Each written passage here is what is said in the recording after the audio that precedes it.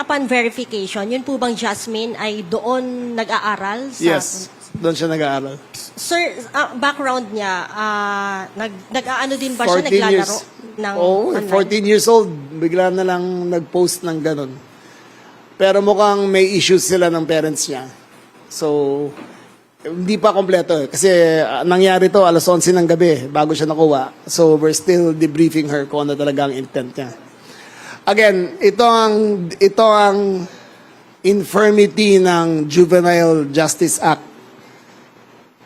Nakita nyo yung mga bata nag-usap, ay, walang mangyayari sa akin kasi 14 years old lang ako. Pwede ako.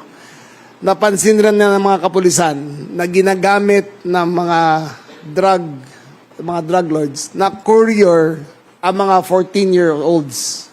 Sila ang ginagamit para walang charge. I recommend strongly to Congress that we work together to come up with a more comprehensive law on juvenile justice.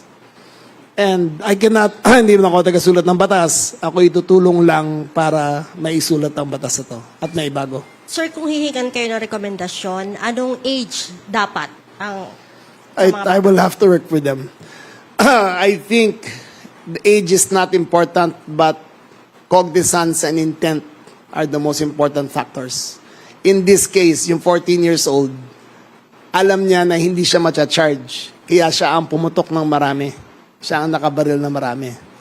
And, ayon sa batas, malilibre siya sa ginawa niya. So there must be change. Okay? Thank you. Mr. June Veneracion from GMA.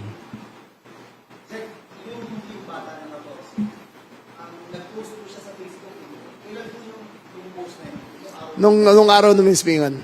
Oo. Again, salamat kay Senator Bam Aquino. Siya ang nagbigay linaw sa akin, tumawag sa akin, at sabi ko, I will be on it right away. Alas 8 niya tinawag sa akin, alas 11 na puntahan na yung bata. Nahanap na namin.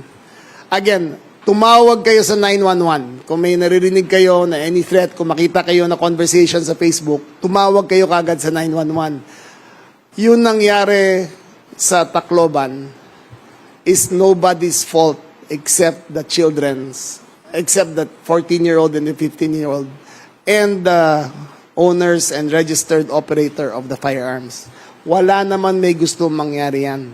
Hindi pwede sisihin ng pulis kasi ando doon kami sa labas, ang mga pulis ay nasa labas. Pero hindi naman nila pwede kapkapin ng bawat pumapasok na estudyante. Hindi nila pwede buksan ang bag.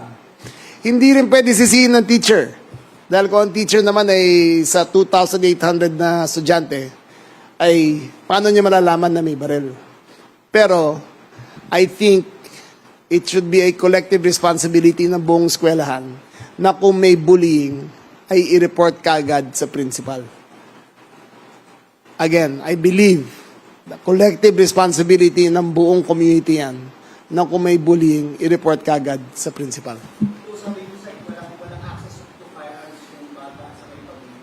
Yung 14 years old, yes, wala. That's right. Tingin namin, gusto gumawa ng copycat. Gusto gumawa ng copycat crime. Ayun ang delikado dito eh. Kasi nga nakikita sa video games na napakadali bumatay ng tao. Tingin nila, ay ginawa dun. Kaya ko rin to.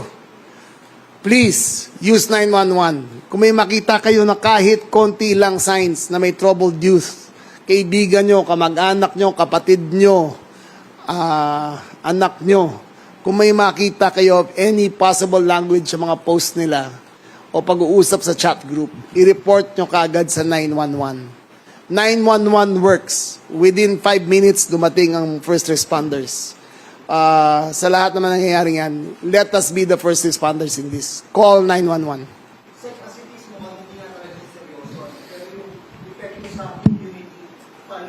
Yes.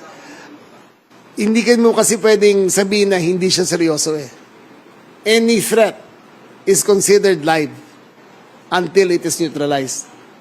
So, hindi mo pwede sabihin na pagbasa mo ng post, ay wala to. Hindi pwedeng ganon.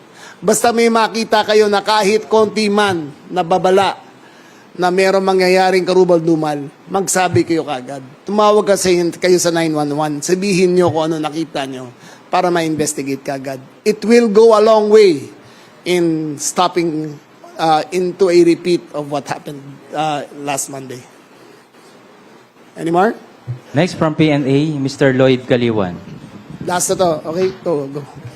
Wala na sabihin. Sir,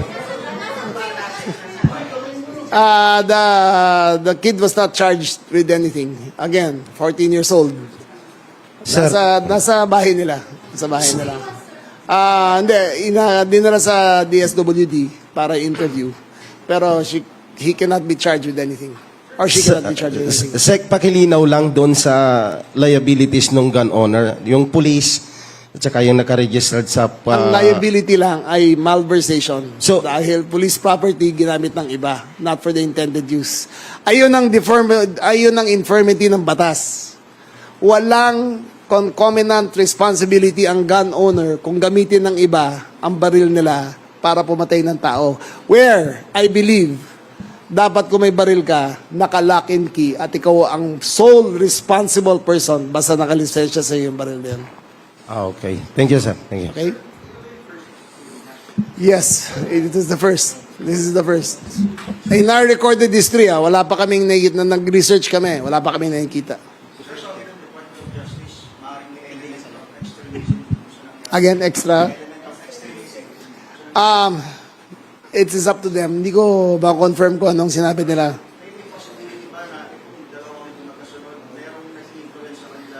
I don't know what information they have, but the information I have is that avid fan sila ng Gore Box.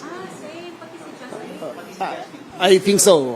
Lahat sila avid fans ng Gore Box. So yung game na yan, sa mga magulang, panoorin nyo mga magulang, mga anak nyo, kasi napakadelikado ng larong yan. Sir, yung families po nung mga victims ng Roman Nuclear, they're calling po na pati yung magulang. That is, ayun ang infirmity ng batas. Walang liability ang magulang. Ayun ang infirmity. So, gagawin namin na lahat, re-recommend namin sa prosecution, pero nakalagay sa IR to lahat. Tinignan ko na lahat ng libro tungkol sa IRR ng gun ownership. Civil lang ang liability nila. How about sa yung coordination natin sa Department of Education? Kung tatalaga na ba? Oh yes, magre-recommend kami regarding bullying and all of that. Okay, thank you very much. Sek, wait lang. Sek, tomorrow- clarify lang, Sek. Ha? Clarify lang po. May batas po ba para kasuhan yung mga may-ari po ng baril? Again, para? Meron po bang batas para kasuhan yung mga may-ari po ng baril? Ayun nga na ginamit? sabi ko sa'yo, there is an infirmity in the law. Nawala po. Na wala. So far, wala pa kami nakikita. So, it will be a new... Civil lang so far, nakita namin sa IRR.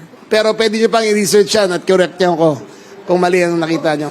Sir, yung policewoman, sir, civil liability lang. Hindi, meron siyang liability dahil kasama siya sa armed forces. Sa service. May admin case siya. Hindi ko pa alam. It is up to the judge to... Message na lang sa parents. Yung mga ganito Again, nakikiramay po kami sa mga nasawian ng buhay na anak. Lahat po tayo dito, may mga anak rin. And yung mga nangyari niyan, tragic as it may seem, can be preventable if we pass the right laws and amend the charter of the gun ownership. Okay? I am a gun owner because the nature of my job, kailangan ko may baril ako. But I keep everything under lock and key. Lahat kayo kasama doon sa shoot fest na ginawa natin. Di ba? So, everyone here should know their responsibility. And my heart, na dumudugo ang puso ko para doon sa namatayan ng anak. Nung dinala lang sa eskwelahan, pangalawang linggo pala napasok, tapos biglang may nangyaring ganyan. It could have been prevented had we been more careful kung meron talagang nakalagay na responsibility nila.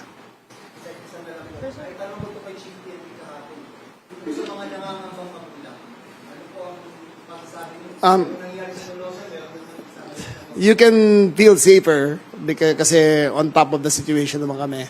Ang panawagan ko lang talaga, kung may makita kayo, mag-report kayo sa 911. Pangalawa, dinideploy na namin sa DILG yung mga tanod na tumulong sa peacekeeping sa mga eskwelahan. Okay? Pangatlo, we recommend na kung may bullying sa eskwelahan, i-report kagad sa principal para ma-resolve ang kaso. Okay? Sir, Thank you, Bert. Last na, okay. sir, gumawa po ng task force si Manila Mayor Isko. Nire-recommend po ba natin to sa ating LGUs na gumawa ng similar task force po? Mayor Isko is a very proactive mayor. Magaling na mayor yan. So, gumagawa siya ngayon ng hakbang niya. Pero depende yan sa mga mayor eh. Pero kami, nag-recommend kami na yung mga barangay tanod will be actively participating now in enforcing and peacekeeping sa mga campuses natin. Perimeter. Bawal kasi sa loob eh. Okay? Thank you very much. Thank you very much, sir. And that concludes our press briefing this morning with our Secretary of the Department of Local and Government, Juanito Victor Siremul.